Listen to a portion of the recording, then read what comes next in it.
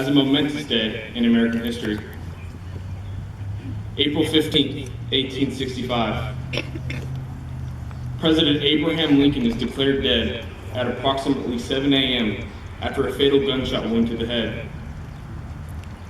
Vice President Andrew Johnson is sworn in around 3 hours later as the President of the United States. Nevertheless, this story isn't about Abraham Lincoln, nor his successor, Andrew Johnson, but rather the example Andrew Johnson bestowed upon us. Johnson grew up in a poor home. After losing his father at the age of only 3, Johnson had to begin working as early as age 10 as a tailor's apprentice to help his mother and older brother William support the family.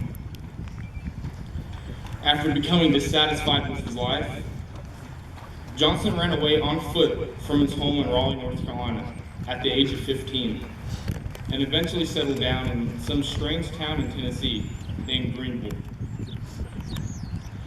Johnson dealt with there in Greenville. Johnson began an unconventional political career that moved him from alderman of Tennessee to congressman of Tennessee to the vice president of the United States. Johnson dealt with more hardship and overcame more obstacles than most of us here today. Yet several years after losing his father, giving up on his educational aspirations, running away on his bare feet to a town in northeast Tennessee, and being faced with the aftermath of one of the most trying times in American history, Andrew Johnson became the 17th President of the United States. I believe too many of us become complacent in life.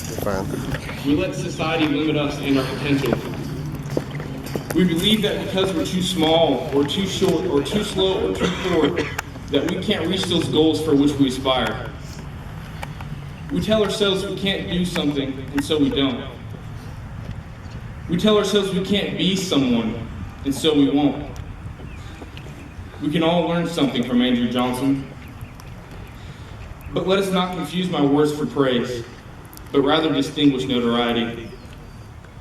Regardless of my political views, or the way history views Andrew Johnson's presidency, or his actions he took in office, I understand the story of someone who is destined to work as a tailor his whole life, become one of the most powerful people in the world. He set a precedent by which we must understand in order to be successful in accomplishing our goals.